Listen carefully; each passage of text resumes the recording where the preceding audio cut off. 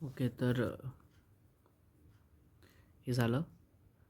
त्याच्यानंतर अजून जी आपल्या गोष्टी शोधायच्या आहेत, एकतर हे होतं, हे जे सेंटरपासून ते जे अँगल आहे ना, आपल्याला याची value is equal to A B, because सेंटरपासून हे करस्पॉन्डिंग हे सर्व इक्वल असणार आहे.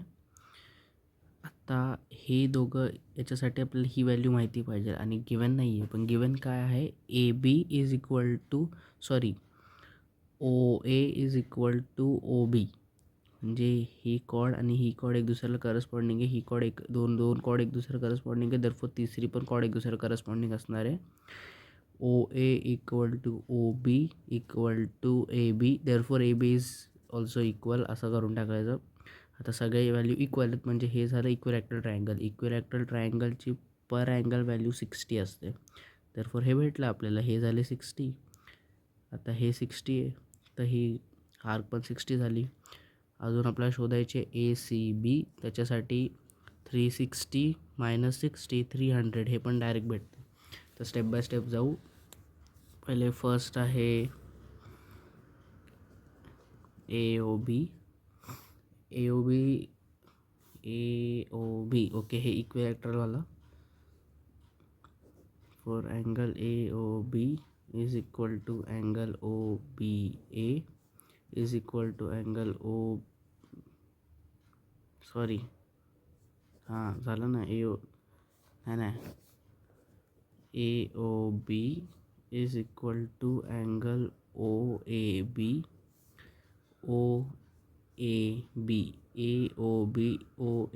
Equal to O B A is equal to O B A. तिघांना इक्वल टाकलं इक्विलॅटरल ट्रायंगल ब्रॅकेटमध्ये. therefore the value of AOB is equal to 60 degree. Explanation तेच आहे, हे लिहायची गरज नाही तर गोष्टी, छोटे एक मार्काचा आन्सर आहे. एक्सप्लेनेशन तेच आहे. सेंटरपासून त्या अँगलची जी व्हॅल्यू, सेंटरपासून जी अँगलची व्हॅल्यू असणार तीच कॉडची व्हॅल्यू असणार. आता त्यासाठी सेंटर अँगल आपण कसं शोधला, ओ ए कॉड आहे, ही इक्वल दिली आहे ओ बीला.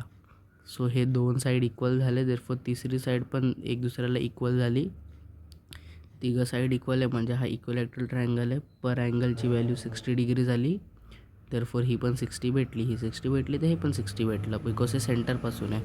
हे ते आधीवाला असं, फक्त हे पार्ट बघा, ओ आणि ए बी, हे 60 गिवन होती, हे 60 फाइंड आउट केली आपण, देरफोर ही पण 60 झाली.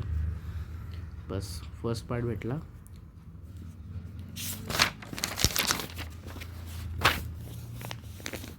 आता सेकंड पार्ट आपल्याला शोधायचा आहे ए सी बी, म्हणजे हे वाला आहे second part.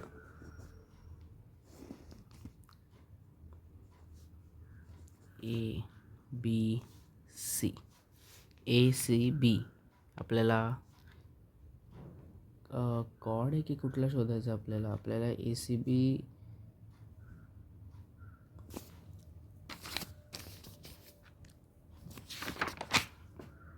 Okay, angle A C B शोधायचं आहे. अँगल ए सी बी ही आपल्याला 60 भेटली आहे.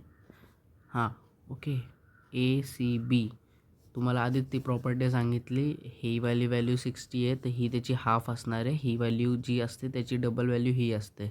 आता ही 60 आहे, देअरफॉर ही असणार आहे 30.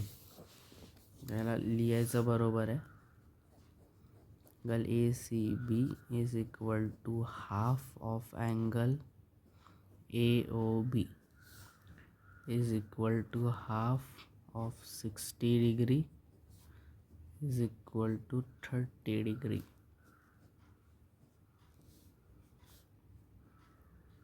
याची प्रॉपर हे लिहायला लागेल, the measure of an angle subtended by an arc point. नाही, हे नाही लिहायला लागणार ॲक्च्युली, एकच मार्काचं आहे, पण सेफ्टीसाठी लिहू शकतात.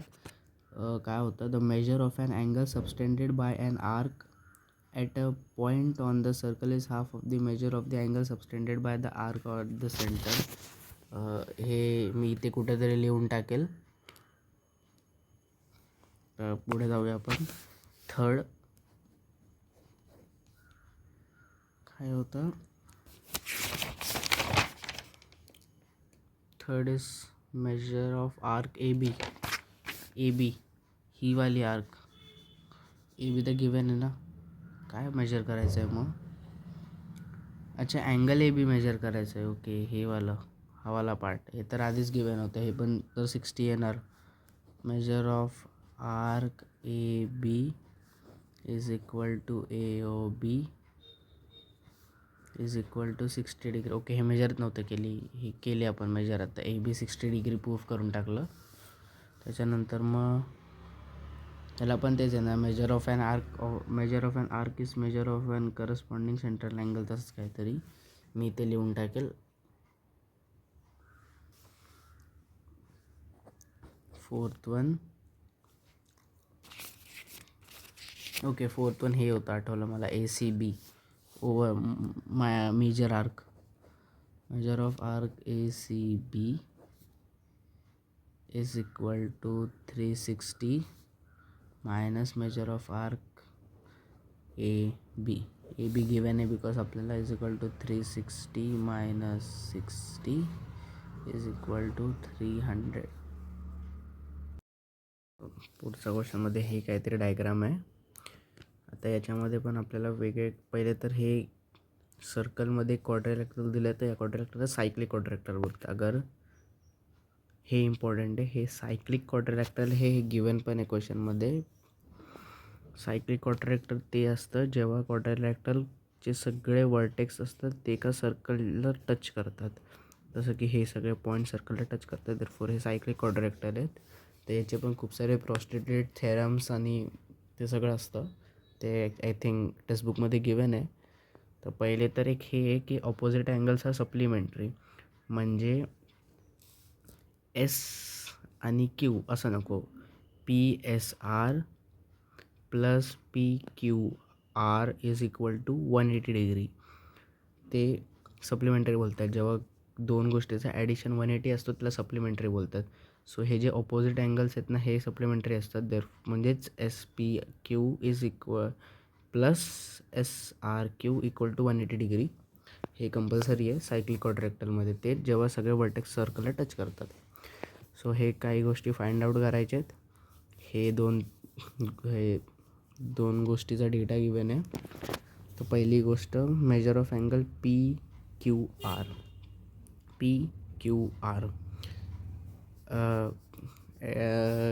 गिवन 180 डिग्रीचा असतो.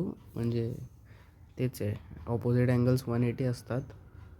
देअरफॉर एक गोष्टीचं आय थिंक आपल्याला दिलेलं आहे 110. देअरफॉर दुसरी गोष्टी -180 मायनस 110 असणार, 70 येईल. ओके, लिहू आपण. PSR plus PQR equal to 180 degree. Opposite angles of काय होतं, सायक्लिक क्वाड्रिलॅटरल आर सप्लिमेंटरी. म्हणजे दोघांच्या ॲडिशन 180 असतो. देअरफॉर 180 नाही, काय गिवन आहे आपला, 110 आहे ना. 110 plus PQR equal to 180. Therefore PQR equal to 180 minus 110 is equal to 70 degree. First गोष्टी झाली, पहिली 70 झाली. याच्यामध्ये तीच प्रॉपर्टी आहे, opposite angles of a cyclic quadrilateral are supplementary. दोघं ऑपोजिटचा ॲडिशन 180 असतो. एक गोष्टीचं गिवन होतं, सो 180 मायनस ते given part is equal to 70. आपला फर्स्ट झाला. सेकंड आहे आर्क PQR. ही आर्क, ही वाली आर्क फाइंड आउट करायची. आता ही आर्क ह्याच्यामध्ये हे बघा, इन्स्क्राइब्ड अँगल येतो, म्हणजे तेच आधीवाला पार्ट. ह्या सर्कल झाला, या सर्कलची ही आर्क झाली. ही जी आर्क असणार ही हाफ असणार या आर्कची. फॉर हे अँगल हाफ आहे त्या आर्कचं, ही आर्क डबल आहे या अँगलची. आपल्याला अँगल पण माहिती आहे, PSR is equal to half of measure of PQR 110 होतं हे वाला part, is equal to half of measure of arc P Q R. Therefore measure of arc PQR is equal to 2 times under root of 10, that is 220. Second पण झाला.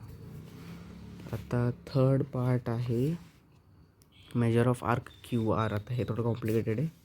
ही arc Q R find out करायची आहे. आता Q आरसाठी आपण triangle पकडू शकतो. P Q R हा वाला पी क्यू आर या ट्रायंगल घ्यायचा. त्याच्यामध्ये आपल्याला मगाशीच गिवन होतं side P Q is equal to side R Q. हे दोन साईड इक्वल आहे.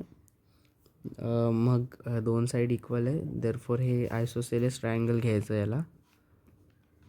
आपण ही जी रिमेनिंग साईड आहे that is P Q R is equal to Q P R.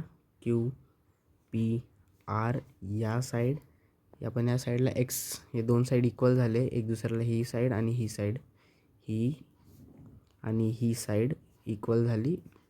दोघांना एक्स घेऊन टाकायचं. तसं करून आपण सॉल्व करू शकतो. ट्राय करू थांबा.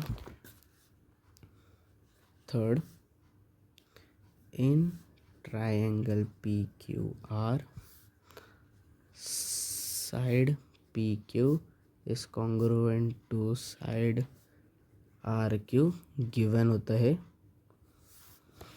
देअरफॉर हे आयसोसेलेस ट्रायंगल झालं. Therefore let P R Q is equal to Q P R is equal to X. This is due to isosceles triangle as P R Q is congruent to Q R P. इथे ब्रॅकेटमध्ये isosceles लिहायचं, isosceles triangle property. Therefore now P R Q plus QPR plus PR Q is equal to 180 degree because angle addition property, overall angle 180 degree असतो एका ट्रायंगलचा. Therefore PQR plus X equal to 180 degree. Therefore 70 plus X equal to 180 degree. Therefore 70 plus 2X equal to 180. 2X equal to 180 minus 70. 2X equal to 110. X equal to 110 into 2. X equal to 55. आपल्याला x 55 भेटलं. पण आपल्याला find out x नव्हतं करायचं I guess. नाही, आपल्याला find out करायचं side Q R, ही वाली, हे जी पार्ट होतं ना हे फाइंड आउट करायचं आहे आपल्याला. ओके तर इथे ती वाली व्हॅल्यू लागेल ऑपोजिटवाली.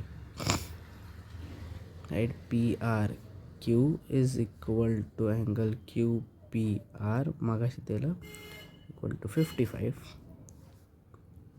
but inscribed angle QPR is half of the measure of angle QR because आपल्याला हे भेटलंय, हे तर त्याचा डबल जाणार.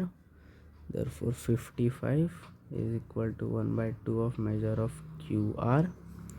therefore measure of QR is equal to 55 110. परत तेच भेटलं 110. आणि फोर्थ पार्ट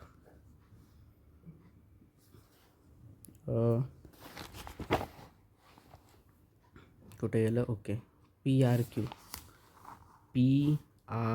क्यू ओके ती साईड. हे पण तेच angle addition property, arc angle addition तेच अँगल ॲडिशन आहे की sorry. P R Q plus P